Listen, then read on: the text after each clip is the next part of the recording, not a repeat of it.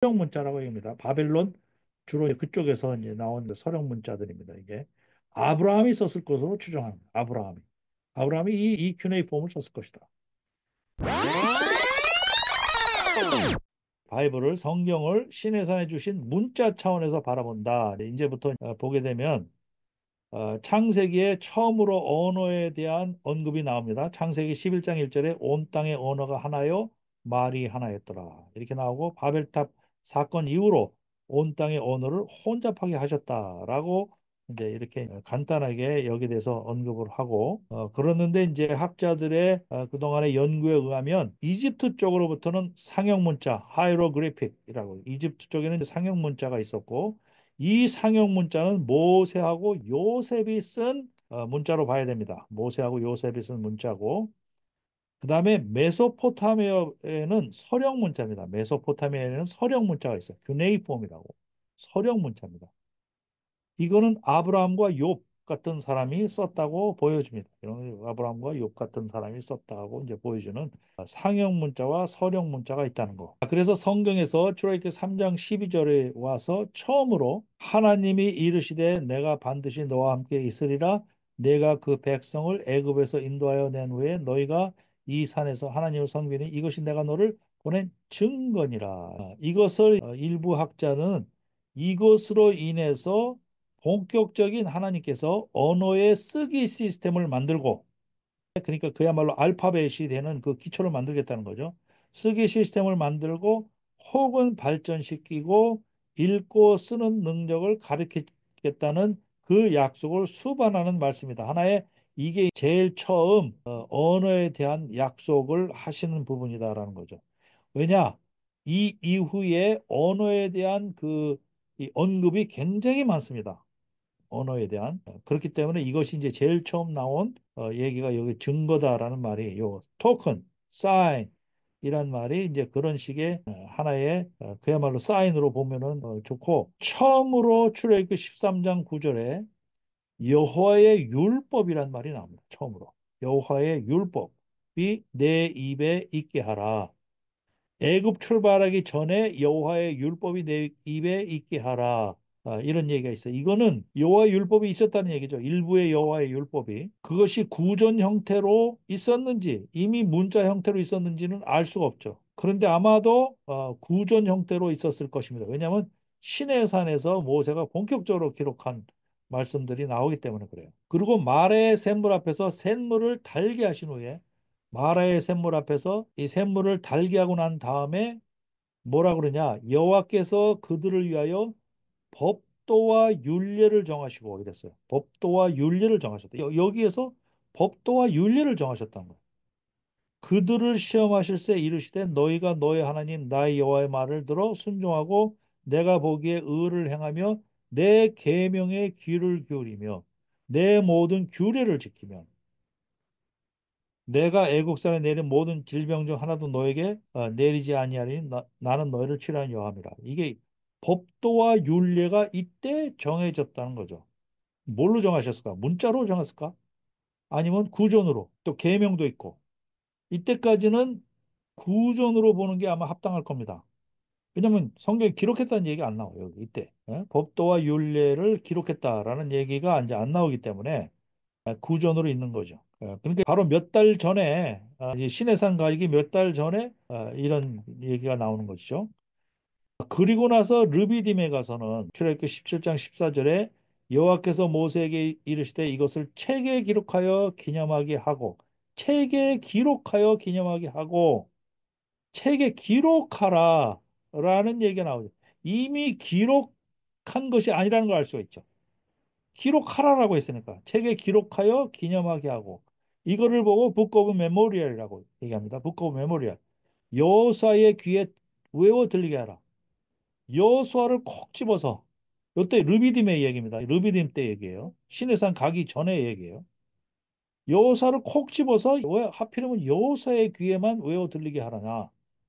예? 이때 이미 하나님이 여호수아를 2인자로 두신 거죠. 이제 모세 다음에 여호수아가 이 리더가 돼서 이끌 것이라는 것을 이때 이미 염두에 두셨다는 얘기죠. 그리고 내가 아말렉을 없이하여 천하에서 기억도 못하게 하리라. 아말렉을 없이 한다는 얘기가 이제 나옵니다. 이거를 보고 Book of Wars라고 얘기합니다. 있다는 사실은 우리가 여기에서 알 수가 있죠. 전쟁기가 있었다. 전쟁에 대한 기록. 민수기 21장 14절과 15절에 보니까 이러므로 여호와의 전쟁기에 일렀어요. 여기 민수기에도 나왔어요. 여호와의 전쟁기가 있었다. 전쟁기가. 수바의 와합과 아르논 골짜기와 모든 골짜기 비탈은 아르고를 향하여 길어지고 모압의 경계에 닿았더라 했더라 이랬어. 자, 그리고 참고로 아말렉을 없이 하겠다고 하나님이 이렇게 약속을 하셨는데 과연 아말렉이 언제 없어졌나? 라는 것을 살펴보니까 아말렉 진멸의 역사를 보니까 사무엘상 15장 7절에서 8절 이게 약 한 BC로 따지면 1025년, 1010년 요 정도 되죠. 한 출애굽 때보다 한 400년쯤 후입니다. 400년쯤 후에 사울이 하일라에서부터 애국 왕 앞 술에 이르기까지 아말렉 사람을 치고 모든 백성을 진멸했다라고 돼 있어. 모든 백성을 진멸했다. 아말렉 사람을 모든 백성을 진멸했는데 아각 왕은 진멸하지 않았다 그랬어요. 아각 왕은 진멸하지 않았다. 여기에서 하나님이 진노를 하죠. 왜 시키는 대로 안 하고 진멸을 안 했느냐. 사울은 지가 볼 때 좋게 생각해서 이렇게 한 거예요. 뭐 인도적으로 생각할 수도 있고 무슨 전리품 같은 것도 다 없애라고 그랬는데 전리품도 그중에서 남겨놨고 사울이 자기 깐에는 자기의 의의로 그렇게 한 거예요. 그런데 하나님이 진노를 하죠. 왜 진노를 하셨을까? 처음에 성경 읽는 사람은 의아해할 수도 있어요. 바로 이런 이유가 있었다고 저는 생각을 해요. 이게 하나님의 일종의 이 언약인데 하나님의 언약을 사울이 이거를 어긴 거죠. 언약을 어긴 사람은 성경에서도 가차없이 처벌하는 것을 알 수가 있습니다. 그 후에 사무엘상 15장 32절 33절에 보니까 사무엘이 아각을 찌고 쪼갰다고 했어요. 사무엘이 대신 아각을 찌고 쪼갰다고 돼 있어요. 그러고 나서 역대상 4장 43절에 보니까 이게 BC 715년 687년 정도가 되는데 시므온 자손이 남은 아말렉을 진멸했다고 돼 있어요. 아말렉을 진멸했다. 그러고 나서 완전히 처리가 된 것은 에스더서 9장 5절 10절에 이 하만이 아각 사람입니다. 아각 사람. 아각은 어디예요? 이게 바로 아말렉 사람이에요. 아말렉의 후손입니다. 아각이. 아각 사람 하만의 열 아들을 죽임으로 전멸된 거예요. 아말렉이 전멸됐습니다. 에스더서는 약 473년 BC 요때가 이제 에스더 나온 그 배경이 되니까 하나님이 약속하시고 1000년 후에 이 약속이 다 이루어진 겁니다. 1000년 후에. 어떻게 보면 무시무시한 거죠. 1000년 후에 하나님의 약속은 반드시 이루어진다. 시간의 문제지. 그래서 요게 이제 상형 문자고 이런 식으로 생긴 게 상형 문자입니다. 동글동글하게 새겼죠. 이 동글동글하게 이렇게 바위에 주로 새기고 돌에 새기고 이러기 때문에 이 동글동글한 거 이거 새기기 얼마나 힘들겠어요. 이런 거 새기기. 그래서 이 서령 문자가 나온 겁니다. 이 서령 문자는 일자로 이렇게 짝짝짝짝 새기기가 쉬운 거죠. 서령 문자는. 이걸 보고 큐네이폼이라고 얘기를 하고 이걸 보고 상형 문자라고 얘기를 합니다. 그래서 최초의 서령 문자가 BC 15세기에서 12세기 사이일 것으로 추정되는 최초의 서령 문자 이게 우가리틱 문자라고 얘기합니다. 라스 샤마 타블렛 우가리틱이라고 성경의 그 고대 근동을 배우려면 이 우가리틱에 대해서 반드시 알아야 되는데 이 우가리틱이라는 나라 우가리틱 나라가 여기 있습니다. 여기가 이제 가나안이고 여기가 사해바다인데 우가리틱이 위쪽에 지금의 이제 시리아 땅이죠. 시리아 땅에 라스 샤무라라는 곳에 최초의 이 큐네이폼이 발견이 됩니다. 여기에서. 그래서 이게 히브리어하고 큐네이폼하고 이렇게 이제 대조되는 건데 예를 들어서 히브리어가 이제 알렙 표시를 이런 식으로 했다면은 큐네이폼은 이런 식으로 나타내고 베이트는 뭐 이런 식으로 돼 있다면은 큐네이폼은 이런 식으로 딱딱하게 일자로 이렇게 가로 세로로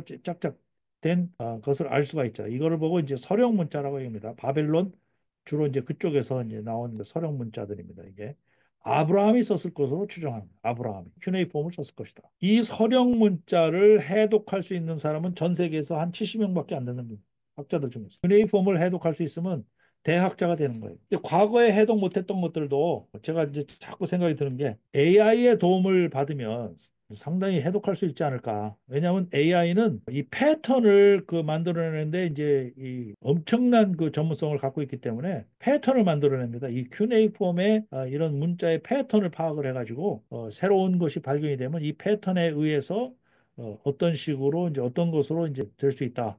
그런 패턴에 의해서 지금 AI가 뭐 암 해독도 하고 이제 다 그러는 거기 때문에 충분히 가능성이 있습니다. 여기에 보면은 시내산 가기 전에 출애굽기 19장 5절 6절에 보니까 이건 시내산에서 한 얘기죠. 세계가 다 내게 속하였나니 너희가 내 말을 잘 듣고 내 언약을 지키면 너희는 모든 민족 중에서 내 소유가 되겠고 너희가 내게 대하여 제사장 나라가 되며 거룩한 백성이 되리라. 너는 이 말을 이스라엘 자손에게 전할지니라. 자, 이제 말을 전한다라는 거를 주목을 하셔야 돼요. 말을 뭘로 전하냐? 전한다. 그래서 이 다음부터 하나님이 learn, 배우고 teach, 가르치고 말을 계속 다른 사람한테 전하라고 하는 얘기가 굉장히 많은 얘기가 나와요. 그래서 이때의 문자도 굉장히 발전하고 번성했다는 정황을 알 수가 있어요. 가리키고 배우고 전하라는 얘기가 많이 나옵니다. 출애굽기 19장 7절 8절에도 보니까 모세가 내려와서 백성의 장로들을 불러 여호와께서 자기의 명령하시고 모든 말씀을 그들 앞에 진술하니 백성이 일제히 응답하여 이르되 하나님께서 명령하신 대 우리가 다 행하리라. 모세가 백성의 말을 여호와께 전하매 이 하나님의 말씀을 듣고 백성들한테 전달하는 거죠.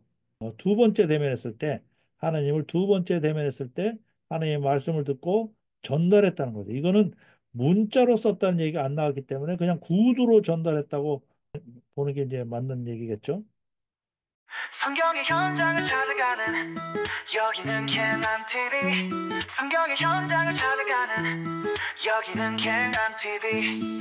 From Egypt 노예의 삶을 끝내고 홍해를 건너 물샘 가득한 리을 지나 불과 구름 기둥 따라 광야 지나 마침내 다 다른 신의 산 하나님의 음성이 들리는 곳. 살아계신 하나님의 말씀은 진실된 믿음의 기록. 우리는 진리의 길을 찾아가는 엑소두스 아카데미.